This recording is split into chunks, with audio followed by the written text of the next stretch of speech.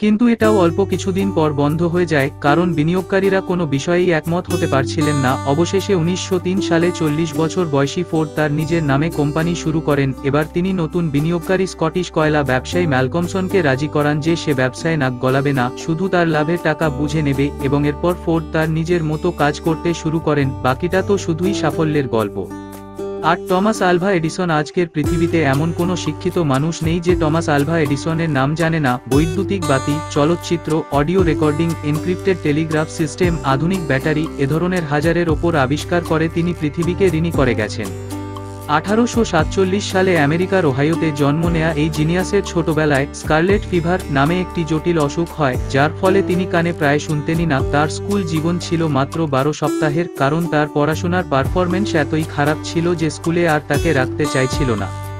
School থেকে দেয়া চিঠিতে লেখা ছিল যে টমাস পড়াশোনায় খুবই অমনোযোগী ও তার মেধাও ভালো নয়, এই ধরনের দুর্বল ছাত্রকে স্কুলে রাখা যাবে না। কিন্তু টমাসের মা চিঠি খুলে ছেলেকে শুনিয়ে পড়েছিলেন যে টমাসের মেধা সাধারণ ছাত্রদের চেয়ে অনেক বেশি, এত বেশি মেধাবী ছাত্রকে পড়ানোর ক্ষমতা সাধারণ স্কুলের নেই, কাজেই তাকে যেন বাসায় রেখে পড়ানো হয়।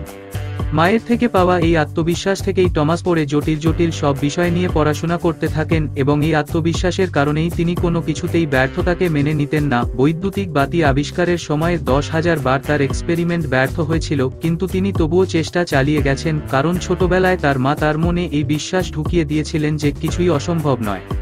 কোডো ভাষায় লেখা সেই চিঠিটি এডিসন অনেক বছর পরে খুঁজে পেয়েছিলেন, তার মা সেটি লুকিয়ে রেখেছিলেন। ততদিনে মা মারা গেছেন। টমাস হয়ে উঠেছেন বিখ্যাত বিজ্ঞানী ও ধনী উদ্যোক্তা। চিঠিটি পড়ে টমাস সব বুঝতে পারেন এবং নিজের ডায়েরিতে লেখেন, টমাস আলভা এডিসন একজন ছিল এক মেধাহীন শিশু। একজন অসাধারণ মায়ের প্রেরণায় সে হয়ে উঠে যুগের সেরা মেধাবী। 09 উইনস্টন চার্চিল। হয়তো আপনি জানেন না যে এই লোকটি কে, কিন্তু নাম একবার না একবার অবশ্যই শুনেছেন। উইনস্টন চার্চিলের নাম শোনেনি এমন মানুষ আধুনিক জগতে খুব কমই আছেন। তিনি আসলে ব্রিটেনের ইতিহাসের সবচেয়ে বিখ্যাত রাজনীতিবিদদের একজন। 1874 সালে জন্ম নেয়া চার্চিল 1951 থেকে 1955 পর্যন্ত ব্রিটেনের প্রধানমন্ত্রী ছিলেন। ব্যর্থতা ও সাফল্য নিয়ে তার অনেকগুলো বাণী পৃথিবীর সেরা বাণীগুলোর মধ্যে জায়গা পেয়েছে। ব্যর্থতা নিয়ে তার বিখ্যাত উক্তি, ব্যর্থতা মানেই সব শেষ নয়, ব্যর্থতার পরও এগিয়ে যাওয়ার সাহস রাখতে হবে, বা সাফল্য মানে উৎসাহ না হারিয়ে এক ব্যর্থতা থেকে আরেক ব্যর্থতায় যাওয়ার যাত্রা। এগুলো নিশ্চয়ই আপনার শোনা। ব্যর্থতা নিয়ে করা সেরা উক্তিগুলোর বেশ কয়েকটি তার কাছ থেকে আসার কারণ তিনি ব্যর্থতাকে খুব কাছ থেকে দেখেছেন। এই সফল মানুষটির জীবনের অনেকটা জুড়েই আছে ব্যর্থতার গল্প।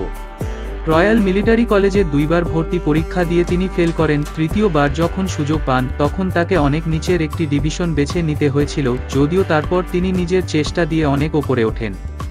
রাজনৈতিক ক্যারিয়ারে 5টি নির্বাচনে হারেন। ব্রিটেনের ইতিহাসের অন্যতম এই রাজনীতিবিদ, জানলে অবাক হবেন, ইতিহাসের অন্যতম সেরা এই বক্তার কথা বলতেই সমস্যা হতো। বহুদিন তিনি ডিপ্রেশনে ভুগেছেন। ভাষণ দেওয়ার পর সমস্যা হওয়ার কারণে তার জন্য বিশেষ ওষুধও বানাতে হয়েছিল, কিন্তু এর কিছুই তার চেষ্টা করা থামাতে পারেনি। 10 জেকে রাউলিং শুধুমাত্র বই লিখে তার মতো ধনী কেউ হতে পারেনি। পৃথিবীর লেখকদের মধ্যে একমাত্র জেকে রাউলিং বই লিখে বিলিয়নেয়ার হতে পেরেছেন। তার লেখা হ্যারি পটার সিরিজের বইগুলো পৃথিবীর ইতিহাসে সবচেয়ে বেশি বিক্রিত বুক সিরিজ, আর এই সিরিজ থেকে বানানো সিনেমাগুলো প্রতিটি ব্লকবাস্টার হিট। জনপ্রিয়তা ও আর্থিক দিক থেকে নিঃসন্দেহে তিনি ইতিহাসের অন্যতম সফল সাহিত্যিক। কিন্তু আপনি কি জানেন কত সংগ্রামের পর হ্যারি পটার প্রকাশ হয়েছিল? পড়াশোনায় তিনি খুব একটা ভালো ছিলেন না। অক্সফোর্ড ইউনিভার্সিটিতে টেস্ট দিয়ে প্রত্যাখ্যাত হওয়ার পর এক্সিটর ইউনিভার্সিটি থেকে পড়াশোনা শেষ করেন।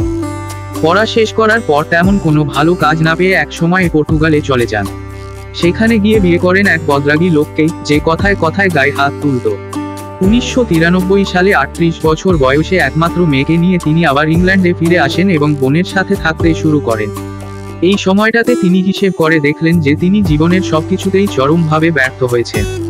তিনি একজন ডিপ্রেশনের রোগীতে পরিণত হন এবং আত্মহত্যারও চিন্তা করেন। কিন্তু মেয়ের কথা চিন্তা করে তিনি আবার আশায় বুক বাঁধেন এবং নিজের লেখালেখির প্রতিভাকে ঘষামাজা করতে করতে হ্যারি পটারের বইটি লিখতে থাকেন। এভাবেই কেটে যায় 2টি বছর। 1995 সালে একটু একটু করে হ্যারি পটারের প্রথম বইটি লেখা শেষ করেন। বইটি লেখার উদ্দেশ্যই ছিল লেখার মাধ্যমে নিজের জীবনের মোড় ঘোরানোর চেষ্টা করা। রাউলিং তখন একমাত্র মেয়েকে নিয়ে খেয়ে না খেয়ে দিন কাটাচ্ছিলেন, কিন্তু সেই বইটিও 14টি প্রকাশনা সংস্থা থেকে প্রত্যাখ্যাত হয়। অবশেষে 1996 সালে ব্লুমসবারি নামের ছোট একটি প্রকাশনা সংস্থা বইটি প্রকাশ করার জন্য রাজি হয়। 1997 সালে হ্যারি পটারের প্রথম বইটি প্রকাশ হওয়ার সাথে সাথে পুরো বিশ্বে হইচই পড়ে যায়। রাউলিং অবাক হয়ে দেখেন এত ব্যর্থতার পরও চেষ্টা করে যাওয়ার সুফল তিনি পেয়েছেন। একে একে আরও বই বের হতে থাকে, সেই সাথে বের হতে থাকে একের পর এক সুপারহিট সিনেমা। 2004 সালে রাউলিং পৃথিবীর ইতিহাসে প্রথম সাহিত্যিক হিসেবে শুধুমাত্র বই লিখে বিলিয়ন ডলারের মালিক হন। 11 মাইকেল জর্ডান অন্য কোনো বাস্কেটবল খেলোয়াড়ের নাম হয়তো অনেকে জীবনে শোনেনি, কিন্তু মাইকেল জর্ডানকে সবাই চেনে। বিশ্বের সর্বকালের সেরা বাস্কেটবল খেলোয়াড় তিনি। বাস্কেটবল খেলা কোটি কোটি তরুণ স্বপ্ন দেখেন মাইকেল জর্ডান হয়ে ওঠার। জর্ডান নিজেও স্বপ্ন দেখতেন একদিন অনেক বড় বাস্কেটবল খেলোয়াড় হবেন। কিন্তু 15 বছর বয়সে তার প্রথম স্বপ্নটি ভেঙে যায়। হাই স্কুল টিমে জায়গা পাওয়ার জন্য অনেক চেষ্টা করেন তিনি, কিন্তু নোটিশ বোর্ডে যখন টিমের সদস্যদের নাম টাঙানো হয় তিনি দেখেন সেখানে তার নাম নেই। তাকে বলা হয় টিমে খেলার জন্য তিনি যথেষ্ট প্রতিভাবান নন। তিনি কান্নায় ভেঙে পড়েন, চিন্তা করেন যে বাস্কেটবলই আর খেলবেন না, কিন্তু তার মা তাকে আরও ভালো করে প্র্যাকটিস করতে বলেন। প্র্যাকটিসে যদি ক্লান্ত লাগে তাহলে যেন তিনি সেই নোটিশ বোর্ডটি কল্পনা করেন যেখানে তার নাম ছিল না। এরপর জর্ডান দিন রাত নিজে নিজে প্র্যাকটিস করা শুরু করেন এবং প্রতিভাহীন জর্ডান 21 বছর বয়সে NBA লিগে সুযোগ পান। তারপর একটা সময়ে হয়ে ওঠে সর্বকালের সেরা খেলোয়াড়।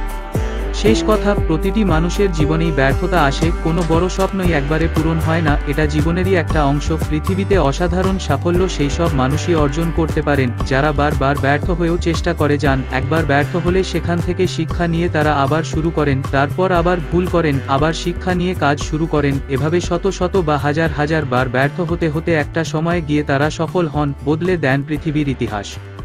আজ এই 10 জন সফল মানুষের ব্যর্থতার গল্প বলার উদ্দেশ্য হলো আপনাকে ব্যর্থতার পর উঠে দাঁড়ানোর অনুপ্রেরণা দেয়া। সবার মধ্যেই একজন টমাস এডিসন, জেকে রাউলিং বা মাইকেল জর্ডান আছে। শুধু প্রয়োজন ব্যর্থতা থেকে উঠে দাঁড়িয়ে আবার চেষ্টা করার মানসিকতা। আর সেই মানসিকতা অর্জনে এই 11 জন সফল মানুষের ব্যর্থতার গল্প যদি আপনাকে একটু অনুপ্রেরণা দিতে পারে, তবেই আমাদের প্রচেষ্টা সফল।